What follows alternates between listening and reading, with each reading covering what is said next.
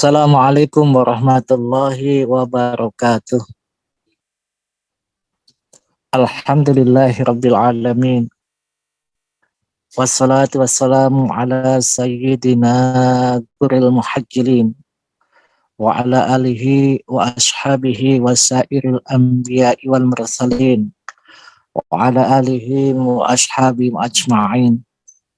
Ilahi anta maksudi wa radaka madlubi a'tini mahabbataka wa ma'rifatak.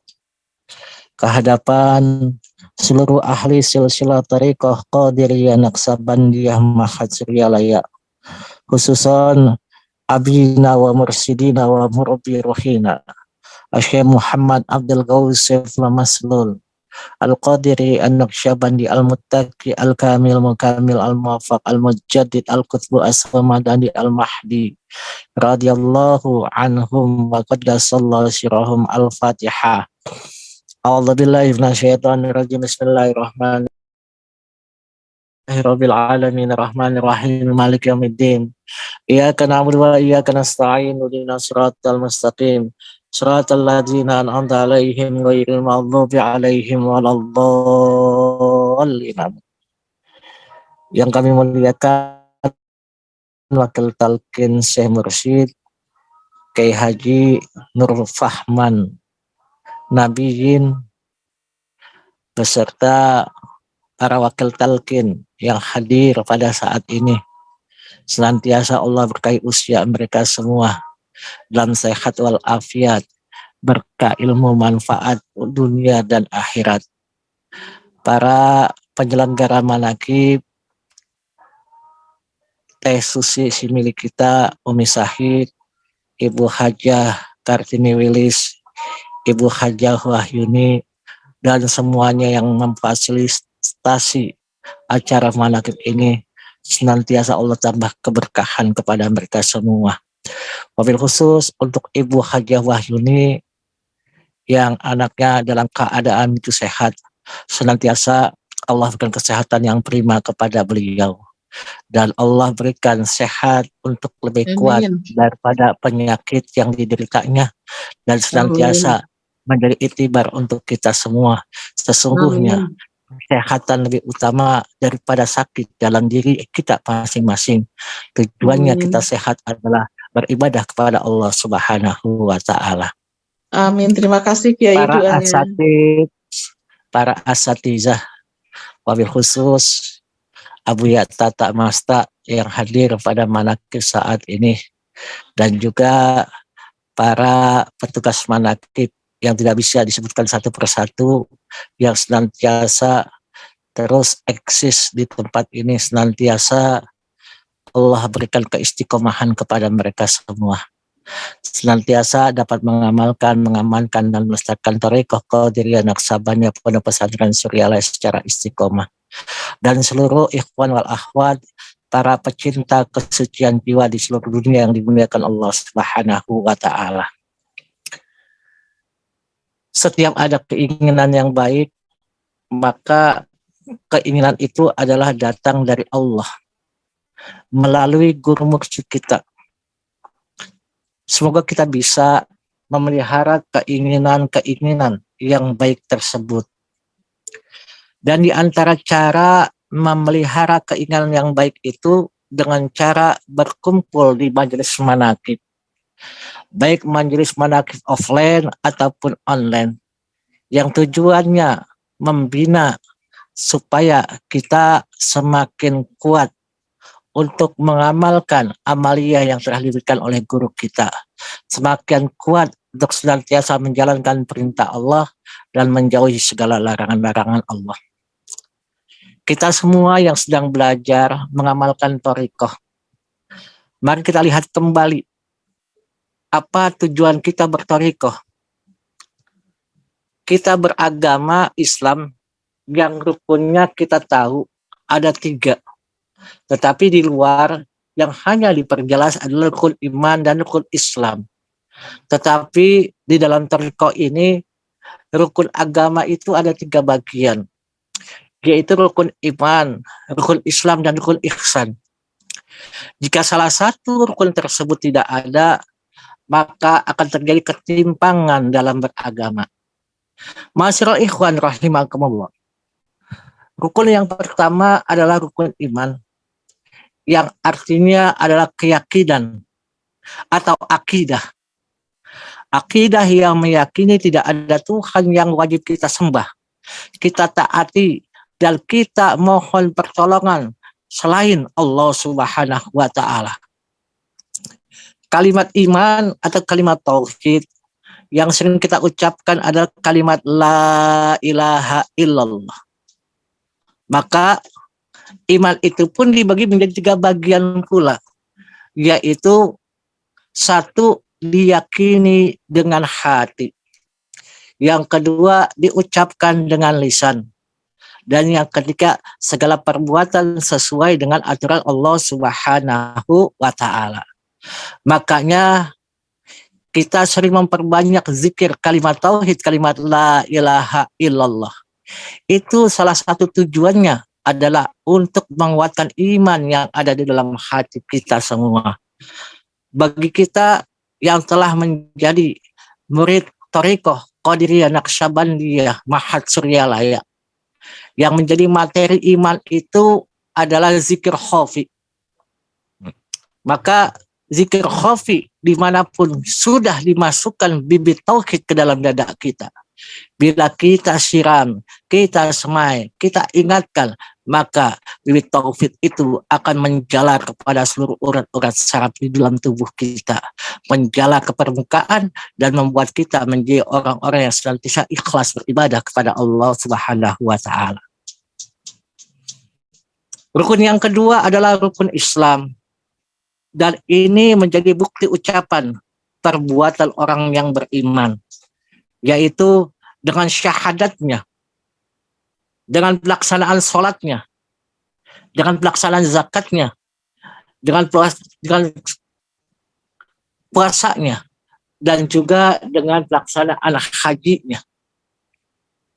Maka dalam rukun Islam ini itu dibulatkan menjadi seseorang yang mengerjakan sholat sesungguhnya mereka sudah mengerjakan rukun Islam secara sempurna. Karena dalam sholat itu ada syahadat, di dalam sholat itu ada zakat, yaitu zakat ruh, yang senantiasa hati kita tertaut kepada Allah Subhanahu wa Ta'ala. Dan dalam sholat itu ada pula puasa, yang dimana di dalam kita mengerjakan sholat, beribadah kepada Allah, tidak boleh masuk air minum ataupun makanan sampai ke tenggorokan kita. Dan juga kita beribadah haji, karena sesungguhnya orang sholat adalah menghadap kiblat, menghadap Baitullah, apalagi dalam diri kita ada Baitullah, yang dimana dalam namanya materi zikir dalam iman adalah zikir khafi, di mana kita sering menyebut-nyebut nama asma Allah di dalam dada-dada kita semua. Dalam mengerjakan sholat, jasad kita menghadap arah kiblat, hati kita menghadirkan yang punya kiblat. Ma'asyiral ikhwan rahimakumullah. Rukun yang ketiga adalah rukun ihsan, yaitu merasa dilihat dan ditetap oleh Allah Subhanahu wa Ta'ala. Bagaimana ihsan tersebut? Kita selalu diawasi oleh Allah Subhanahu wa Ta'ala. U'budillahi ka'annaka tarahu fa ilam takum tarahu fa innahu yaraka. Beribadalah kepada Allah seolah-olah Allah melihatnya. Bila kamu tidak dapat melihatnya, maka sesungguhnya Dia melihatmu. Maka kita beribadah kepada Allah seperti kita menyaksikan, melihat Allah ada di depan kita. Tetapi bila kita tidak bisa melihat Allah, pasti Allah akan melihat kita. Dan sesungguhnya Allah itu akan mengawasi kita dimanapun, kapanpun kita berada. Maka materi ini luar biasa dalam diri kita, menghadirkan Allah dalam setiap gerak perbuatan kita.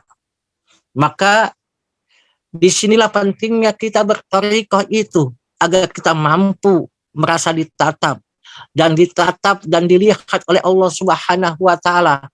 Apa yang dimaksud dengan thariqah? Atau bahasa Indonesia itu tarekat. Apa itu? Maka banyak para ilmuwan mempresentasikan apa itu thariqah. Seperti Buya Hamka. Secara bahasa adalah jalan, cara, kedudukan, keyakinan, atau agama. Tetapi menurut Profesor Harun Nasution, thariqah itu adalah jalan kecil yang mempercepat jalan menuju ke tempat tujuan. Agama Islam ini secara keseluruhan dengan berbagai amaliyahnya diibaratkan seperti jalan tol. Jika tidak melalui jalan kecil, dengan berthariqah mungkin kita akan kesulitan untuk sampai kepada Allah Subhanahu wa Ta'ala. Thariqah itu jalan pintas. Bagaimana seseorang tidak belajar ilmu agama di pondok pesantren sampai bertahun-tahun. Tetapi kalau sudah dikasih materi iman di dalam dirinya, maka dia akan melesat, bisa menghadap Allah lebih cepat daripada orang yang tidak belajar. Yang belajar maksudnya di dalam pondok pesantren tersebut. Maka sungguh bahagia kita.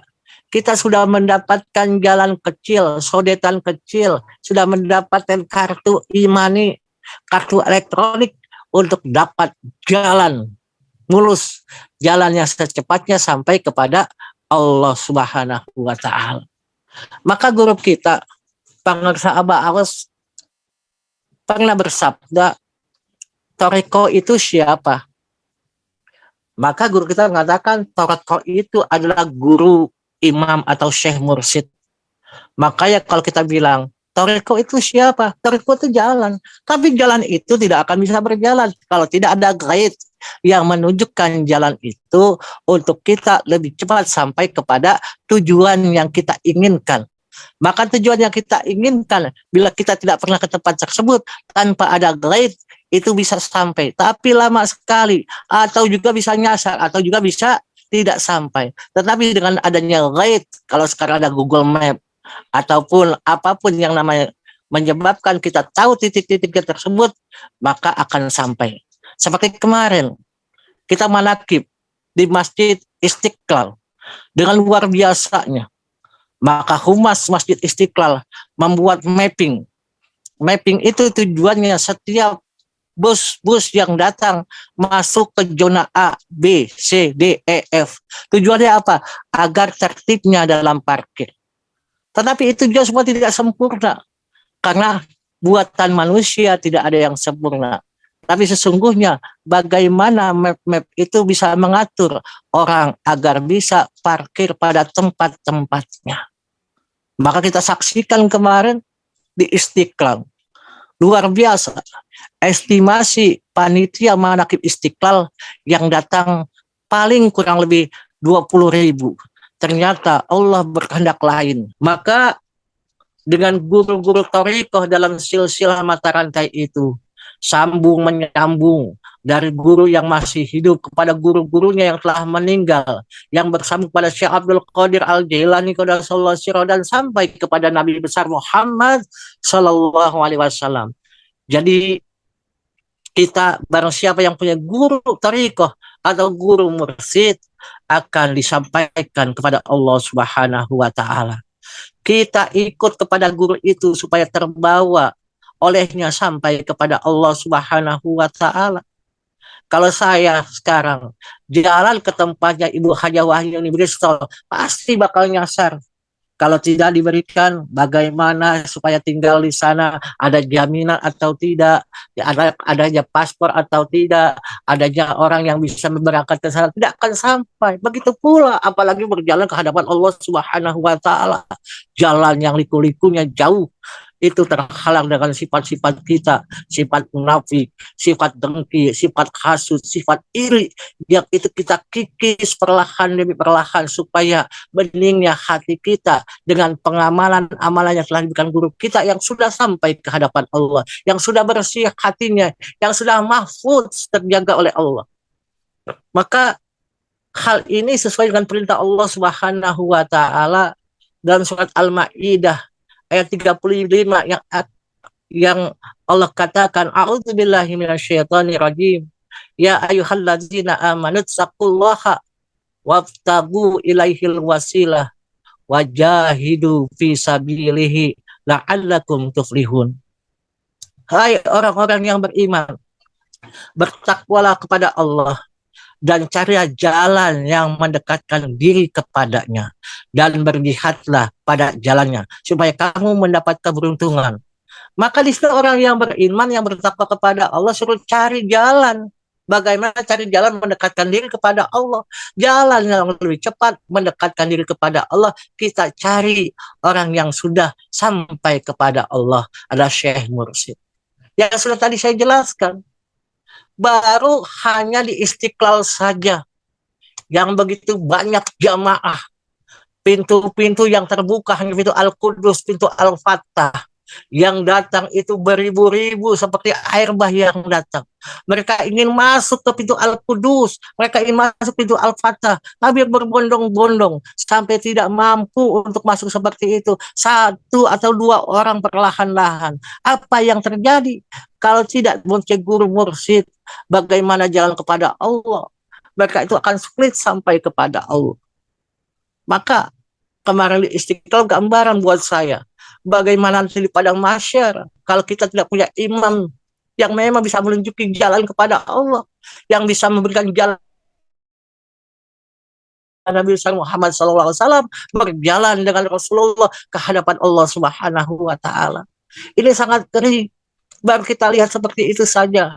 Bagaimana seseorang yang datang kepada Allah, parkir mobil aja, itu sudah namanya, sudah dipalak oleh namanya iblis-iblis laknatullah. Dajjal-dajjal yang memang senantiasa memberikan jalan-jalan orang-orang yang sesat untuk mereka menyesatkan orang-orang yang soleh.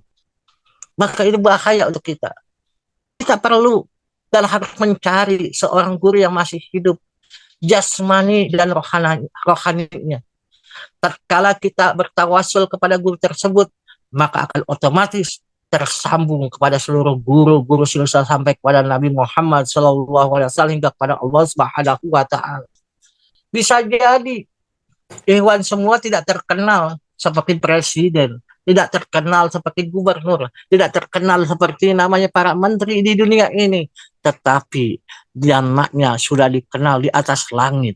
Siapa itu? Teh Susi si milik kita itu sudah dikenal. Oh, dia muridnya Abah Aos. Oh, dia muridnya daripada Abah Anom. Oh, dia muridnya si Abdullah Mubarak. Dia muridnya sampai ke atasnya. Maka mereka itu orang-orang yang terkenal, tidak terkenal di dunia tapi terkenal di akhirat. Karena apa? Mereka masuk rombongan, masuk barisan orang-orang yang sudah sampai kepada Allah.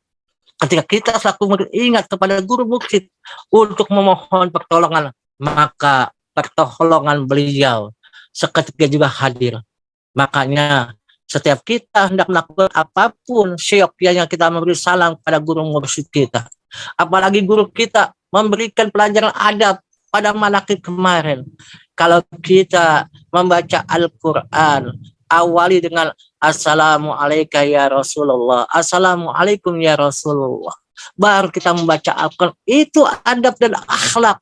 Bagaimana memuliakan orang-orang yang telah memberikan kenikmatan kepada kita, memberikan jalan kepada kita, agar kita selalu bisa bersinergi dekat kepada Allah melalui orang-orang yang sudah sampai kepada Allah. Bagaimana guru kita mengeluarkan langsung 820 juta banyaknya. Untuk apa? Mengangkat nama Allah yang sudah tenggelam dari tahun 80. Namanya sudah dijajah oleh nama-nama yang bukan nama-nama Allah sesungguhnya. Laisa kamitslihi syai'un. Allah itu tidak serupa dengan makhluk. Maka nama Allah dalam nama perspektif kita seharusnya ditulis Masya Allah, alif lam lam ha, bukan A-L-L-O-H, tapi alif lam lam ha. Itu yang harus kita wujudkan.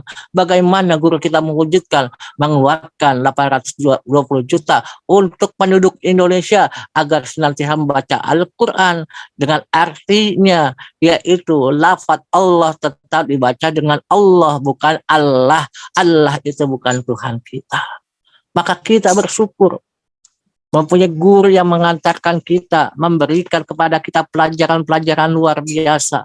Para guru kita adalah orang-orang yang sudah dahulunya Allah berikan tajasud qoblal wujud, tajasud indal wujud, tajasud ba'dal wujud. Mereka itu sudah ada sebelum namanya diturunkan ke muka dunia. Mereka juga ada ketika di dunia untuk menolong murid-muridnya, dan mereka pun meninggal dunia secara doktrin, tapi bisa menolong murid-muridnya yang senantiasa ingin mendapatkan pertolongannya melalui wasilahnya untuk kehadapan Allah Subhanahu wa Ta'ala. Maka dari sekarang kita jangan takut, kita jangan ragu, jangan bimbang. Apalagi guru kita memberikan kepada kita kemarin, kita akan manakib di GBK bersama-sama. Saya ditanya, kalau jadi ketua panitia sanggup gak? Kalau yang nyuruh Abah apapun kita akan sanggup. Jangan kita nolak apapun yang diperintahkan oleh guru kita. Suruh jadi tukang cuci pel, kita cuci pel. Kalau kita disuruh membersihkan kotoran, kita ambil bagian bersihkan kotoran yang ada. Jangan kita malu, jangan kita ragu, jangan kita merasa menjadi orang yang lebih dari orang lain. Tetapi kita sedang belajar kepada orang yang sudah sampai kepada Allah. Jadikan kita sebagai mayit dan guru kita menjadi pemandinya. Kita sebagai mayit tidak mampu berbuat apa-apa selain kita menuruti apa yang sudah disampaikan oleh guru kita, baik maklumat, baik irsyadat, apapun semampu mungkin kita dapat melakukannya. Semoga Allah berkahi semuanya, segalanya, selamanya. Berkah hidup di dunia dalam taat beribadah kepada Allah, berkah hidup di dunia dalam istiqomah beribadah kepada Allah. Semoga Allah berikan kepada kita semua sukses dalam hidup dunia, hidup akhirat, kaya raya dunia, kaya raya akhirat. Al-Fatihah. A'udzubillahi minasyaitonirrajim. Bismillahirrahmanirrahim. Alhamdulillahirabbil alamin arrahmanir rahim maliki yaumiddin. Iyyaka na'budu wa iyyaka nasta'in ihdinas siratal mustaqim.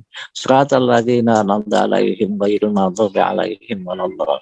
Mohon maaf, terima kasih. Assalamualaikum warahmatullahi wabarakatuh.